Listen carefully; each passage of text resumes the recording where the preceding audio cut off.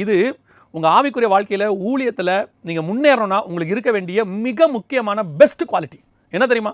உன்னை தூஷிக்கிறவர்கள், உன்னை கேவலமாக பேசுகிறவங்க, உன்னை வந்து தரக்குறைவாக பேசுகிறவங்களுக்கு எதிரில் ஆர்கியூவே பண்ணாதீங்க. காது கேளாதவர்களை போல இருங்க. ஏன் தெரியுமா? நீங்கள் அப்படி இருக்கும்போது உங்களுக்காக வழக்காடுகிறவர் கர்த்தர். அதான் ரொம்ப முக்கியம். பல நேரங்களில் கர்த்தர் உங்களுக்கு ஒன்று சொல்லியிருப்பார், டிஸ்கரேஜ் பண்ணுற மாதிரி ஒரு கூட்டம் எழும்பும். கர்த்தர் உன்னை ஒரு ஊழியத்துக்கு ஒன்று அழைச்சிருப்பாரு, உன்னை ஒரு காரியம் செய்ய சொல்லியிருப்பாரு. அப்படியே ஆப்போசிட்டாக ஏன் கூட இருக்கிறவங்க சொல்லுவாங்க, டிஸ்கரேஜ் பண்ணுவாங்க. இதுக்கப்புறம் அந்த மினிஸ்ட்ரி நீ எப்படி செய்ய போகிறோம் நீ மலைக்கிற அளவுக்கு பேசுவாங்க. நீ நன்மை செஞ்சிருப்ப, தீமை பேசுவாங்க. குடும்பத்தில் நீங்கள் நன்மை செஞ்சுருப்பீங்க, நீங்கள் என்ன அப்படி செஞ்சிட்டீங்க அப்படின்னு தீமை பேசுவாங்க. உங்கள் வாழ்நாளெல்லாம் உங்களுடைய ரத்தத்தை ஊற்றி குடும்பத்துக்காக உழைச்சிருப்பீங்க.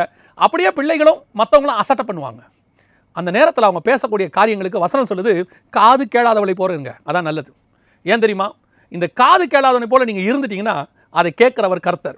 உங்களுக்காக நீங்கள் வழக்காடாதீங்க. உங்களுடைய நன்மையை நீங்கள் சொல்லாதீங்க. உங்களை பற்றின சாட்சியை நீங்களே சொல்லிக்கிட்டு இருக்காதீங்க. நீங்கள் உண்மையிலே நன்மை தான் செஞ்சுருக்கிறீங்க, அது உங்களுக்கும் தெரியும், ஏன் சொல்கிறவனுக்கும் தெரியும்.